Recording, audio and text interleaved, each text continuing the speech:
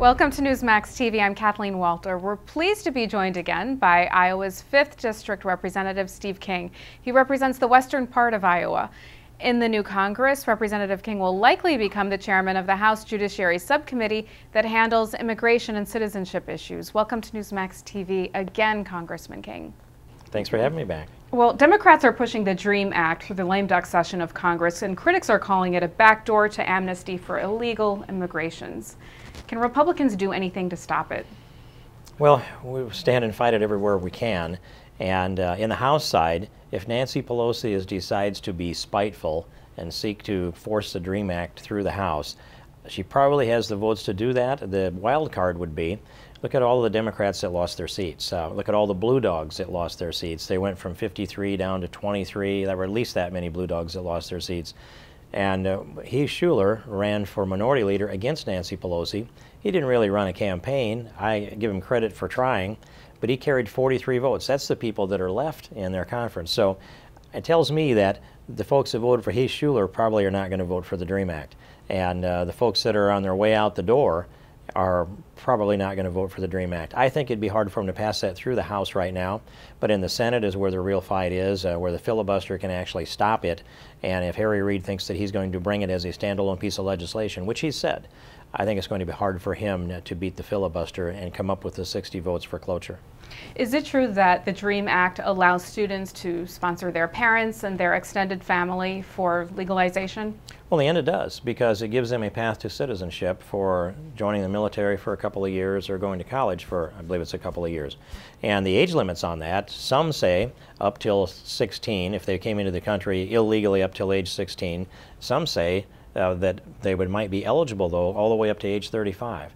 And so this is a way that once that path to citizenship is made available for a student that gets a de facto scholarship from the taxpayers to go to college in the United States, then they have then a path to citizenship, and that opens up the family reunification. And we did that and calculated it on a spreadsheet how many people could be brought in for a single individual who would exercise the family reunification plan. And we got out to 357 people for a single individual, and we ran out of room on the spreadsheet. This is an out-of-control immigration path of family reunification. We need to fence that in and reduce that down and limit it to direct family members. What about the 14th Amendment's role in granting U.S. citizenship for so-called anchor babies? Is that something that's on your radar? Well, it is. It's a piece of legislation that I have in my hands fairly regularly, and I'm looking to bring that piece of legislation in the next Congress. The timing of that, whether it's early or later, I haven't decided yet at this point, but what it does is it just clarifies that babies born to illegal mothers in the United States are not American citizens because they're not subject to the jurisdiction of the United States.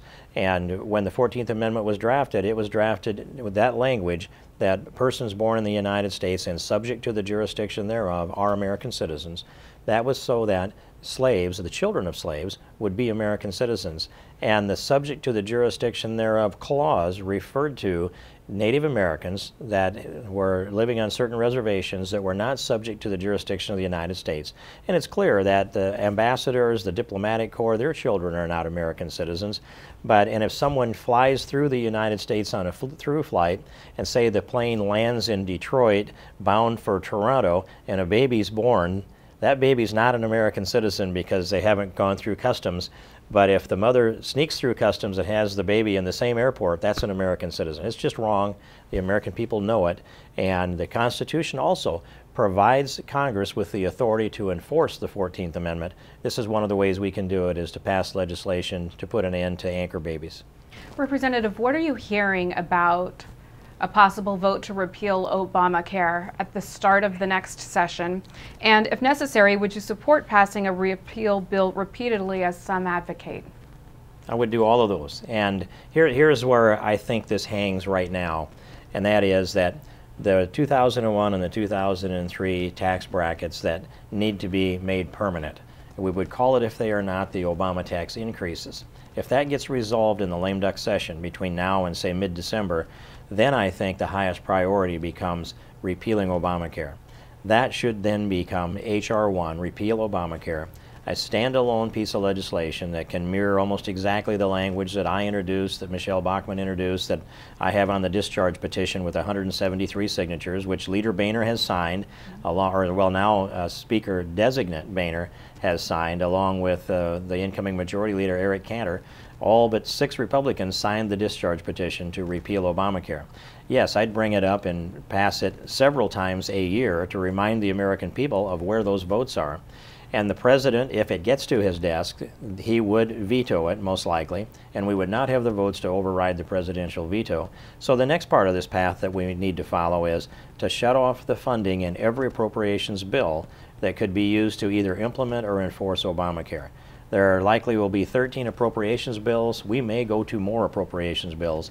And in each one of those, we need to have the language that says none of these funds and no funds heretofore appropriated shall be used to implement or enforce Obamacare. That will shut off the implementation of Obamacare, and we need to do that all the way through 2011, 2012, and in 2012 elect a president whose first item and order on his agenda, or hers, is to sign the repeal of Obamacare. I'd like to see him do that right on the podium of the West Portico of the Capitol, January 20th, 2013, immediately after our next president takes his oath of office. As it relates to defunding, what aspects of the bill would you defund first? I would defund it all in the order of the appropriations bills that come forward. Okay. So let's say if it's military construction, I don't even know if Obamacare is covered in any of that appropriation. I'd put the language in there. It sets the precedent. Make sure there are no holes in it, and move right along the way so that every single bill has it in there. And we've done that with some of the legislation that, for example, required the federal contractors to use E-Verify in immigration cases. Just stick it in every bill. And that's another way to go at it with ACORN, was shut off any funding to ACORN by writing it in every appropriations bill. We can do those similar things with Obamacare. Okay, Democrats refused to pass a budget for 2010. With Republicans coming into control, where would you like to see cuts made? Well, first, I'm supportive of dialing back, rolling back our just non-defense discretionary funding to 2008 levels. That's a position that John Boehner has taken. I think that's an easy one to put the marker down and a good one to stand on. I'd dial it back further than that, actually. And a lot of the rest of this takes real hard work. We need to go into the appropriations subcommittees and give them an assignment to cut a certain portion of fat out of the budget and to roll it back and let them go down through the line items and do that in a professional fashion so they can evaluate. I could say across the board, let's go do it. That's an easy answer, but the hard work of government says we need to pick winners and losers. That's our job. And just as recently as yesterday, I was sitting in the organizing conference planning for the 112th Congress, and I offered there a proposal that gives Congress a line item veto. And without going into the functionality of it, the result would be that every member of Congress would be accountable for every line item in every appropriations bill. It would set it up so that we could do a clawback after the funding reached the president's desk and he signed the bill, and before the funds were obligated, we could then exercise our line item veto and force a vote on any line item that we chose to in any of the appropriations, and any member of Congress could offer the bill and bring their amendments to it. So the American people then could look at our spending on the internet, get a hold of someone like me and say, why are you funding the Bridge to Nowhere, for example? And I'd go down to the floor, offer an amendment to strike the funding to the Bridge to Nowhere. That would happen line item after line item for billions of dollars with the American people weighing in. And what a great job for the Tea Party to do to keep them engaged in this process. It's something I think they'd like. Speaking of the Tea Party, what role do you expect the Tea Party to play in legislation brought up by the new Republican majority? Well, I think their voice is going to be heard loud and clear in the repeal of Obamacare. That would be number one.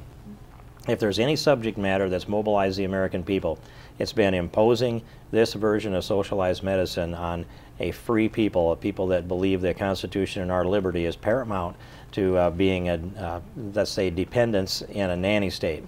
And so as I spend time with the Tea Parties, and I love to go out into the crowd and talk to people on a person-to-person basis out on the grass, and the people I meet could just as well be at my own church picnic. These are the best Americans showing up at these places.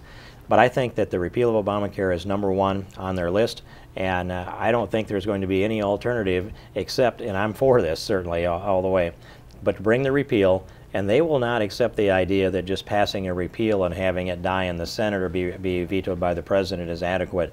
They will keep our feet to the fire until Obamacare is finally gone and into the ash heap of history.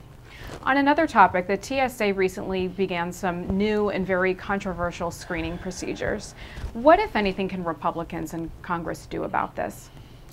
Well, I heard John Micah yesterday say, let's just privatize TSA. It's not a bad idea. I would be happier to have outside contractors do this and let the airports run it with a little federal oversight. That doesn't solve necessarily the security problem of your choice, apparently. It's like it's the devil's choice of, you can go through this 3D scanning imager that can be enhanced to save and email your nude pictures anywhere in the world and put them on the internet. Or if you don't want to do that, you can go over here and stand in public while someone gropes your junk.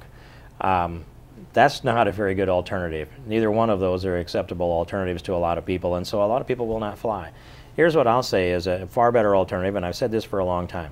It makes no sense. Well, I saw this actually I saw this with my eyes one day that just set this up for me, and it was while there was a lady going through the machine, 75, 80 years old, and she's going through the spread eagle search.